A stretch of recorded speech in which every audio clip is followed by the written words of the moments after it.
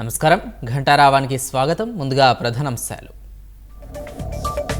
రామ్ గోపాల్ వర్మ కోసం పోలీసుల ముమ్మర గాలింపు, సాయంత్రంలోగా అదుపులోకి తీసుకునే అవకాశం.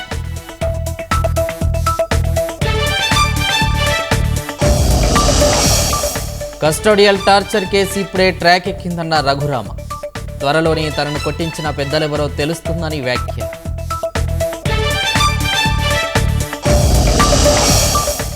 సీఎండీ రూపొందించిన దస్త్రం తన వద్దకు రాలేదన్న బాలినేని, సెకీ ఒప్పందంపై జగన్ తనతో ఎప్పుడూ చర్చించలేదని వెల్లడి.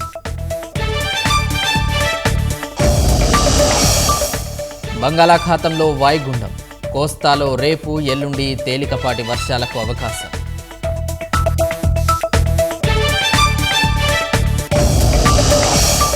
పెర్త్ టెస్టులో ఆస్ట్రేలియాను చిత్తు చేసిన భారత్ 295 పరుగుల భారీ తేడాతో విజయం.